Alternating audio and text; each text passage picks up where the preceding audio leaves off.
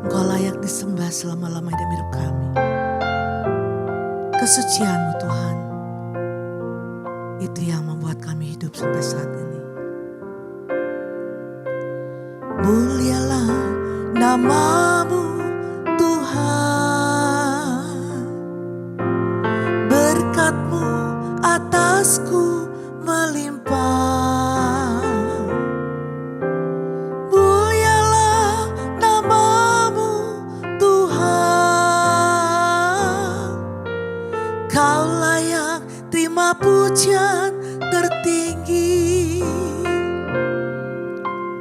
Mulialah nama-Mu Tuhan, berkat-Mu atasku melimpah. Mulialah nama-Mu Tuhan, Kau layak terima pujian tertinggi. Kudus, kudus, kuduslah Tuhan. Suci, suci, sucilah Tuhan selamanya. Kudus, kudus, kuduslah Tuhan. Suci, suci, sucilah Tuhan selamanya.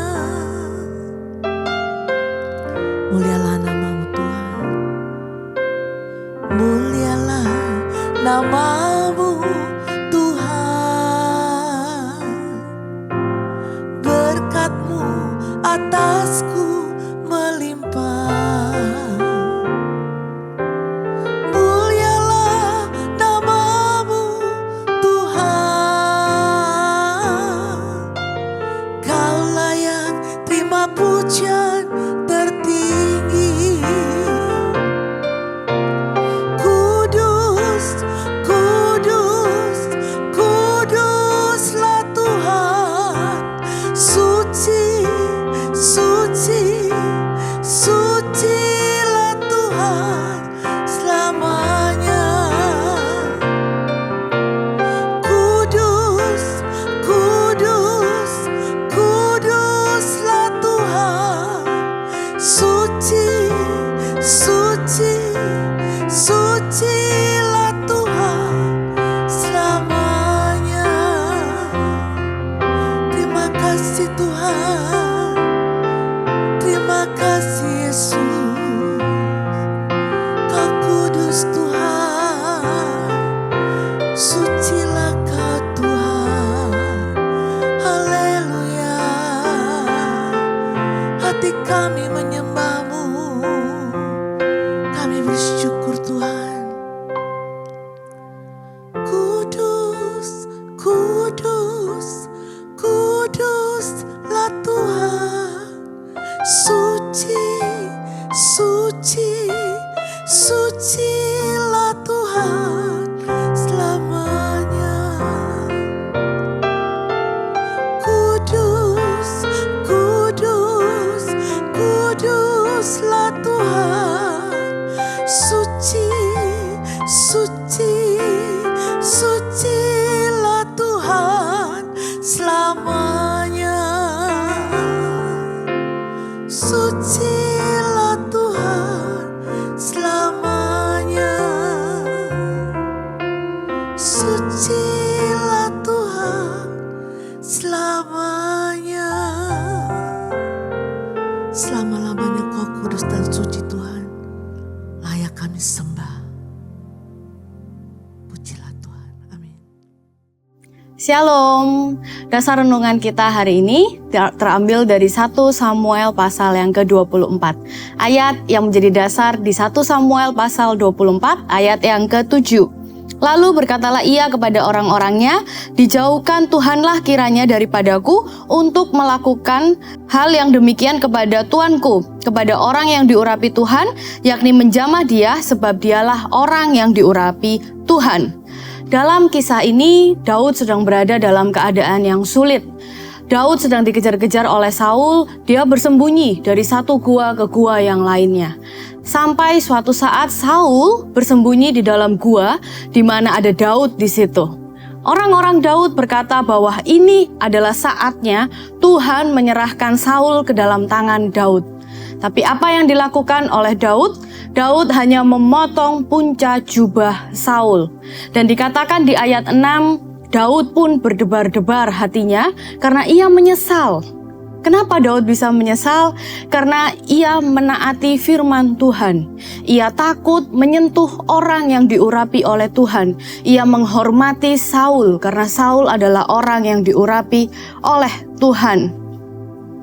Daud memilih untuk menahan diri. Ia tidak mengikuti dorongan emosi dan tidak mengambil jalan pintas.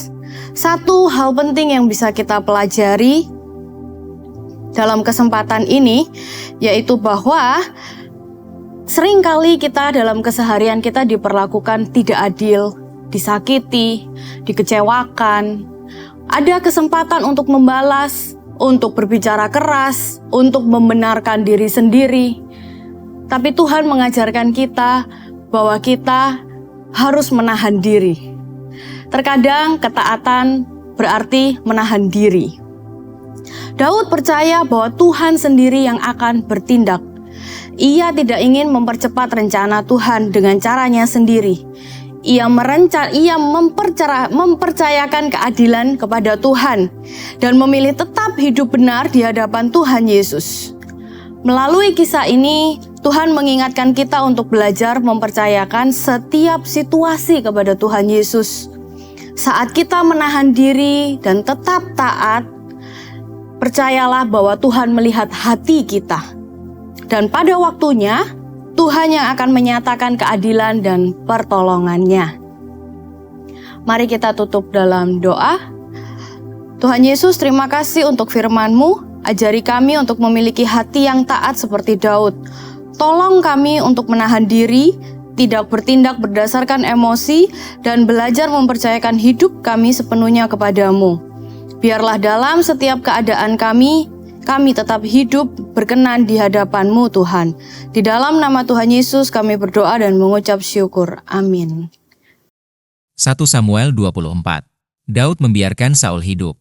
Daud pergi dari sana, lalu tinggal di kubu-kubu gunung di En-Gedi. Ketika Saul pulang sesudah memburu orang Filistin itu, diberitahukanlah kepadanya. Demikian, ketahuilah, Daud ada di padang gurun En-Gedi. Kemudian Saul mengambil 3.000 orang yang terpilih dari seluruh orang Israel, lalu pergi mencari Daud dan orang-orangnya di gunung batu kambing hutan. Ia sampai ke kandang-kandang domba di tepi jalan.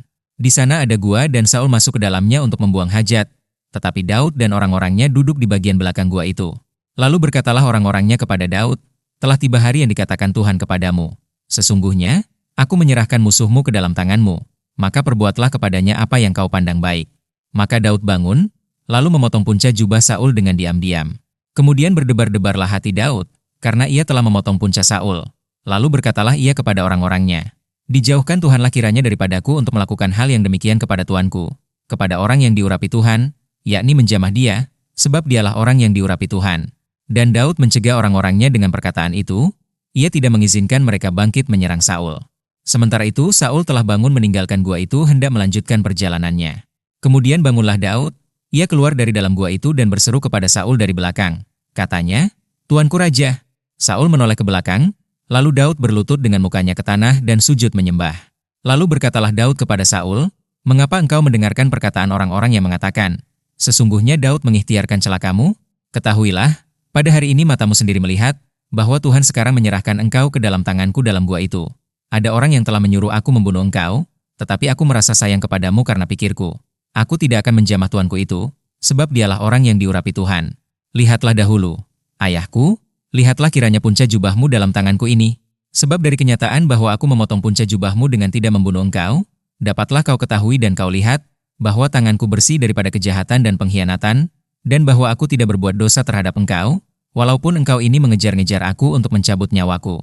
Tuhan kiranya menjadi hakim di antara aku dan engkau, Tuhan kiranya membalaskan aku kepadamu. Tetapi tanganku tidak akan memukul engkau. Seperti peribahasa orang tua-tua mengatakan, dari orang fasik timbul kefasikan. Tetapi tanganku tidak akan memukul engkau. Terhadap siapakah Raja Israel keluar berperang? Siapakah yang kau kejar? Anjing mati.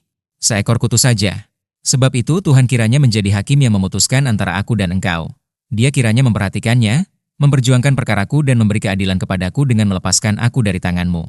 Setelah Daud selesai menyampaikan perkataan itu kepada Saul, berkatalah Saul, "Suara mukah itu, ya anakku Daud?" Sesudah itu dengan suara nyaring menangislah Saul. Katanya kepada Daud, "Engkau lebih benar daripada aku, sebab engkau telah melakukan yang baik kepadaku, padahal aku melakukan yang jahat kepadamu. Telah kau tunjukkan pada hari ini, betapa engkau telah melakukan yang baik kepadaku. Walaupun Tuhan telah menyerahkan aku ke dalam tanganmu, engkau tidak membunuh aku. Apabila seseorang mendapat musuhnya, masakan dilepaskannya dia berjalan dengan selamat? Tuhan kiranya membalaskan kepadamu kebaikan ganti apa yang kau lakukan kepadaku pada hari ini. Oleh karena itu, sesungguhnya aku tahu bahwa engkau pasti menjadi raja dan jabatan Raja Israel akan tetap kokoh dalam tanganmu. Oleh sebab itu, bersumpahlah kepadaku demi Tuhan, bahwa engkau tidak akan melenyapkan keturunanku dan tidak akan menghapuskan namaku dari kaum keluargaku." Lalu bersumpahlah Daud kepada Saul. Kemudian pulanglah Saul ke rumahnya, sedang Daud dan orang-orangnya pergi ke kubu gunung.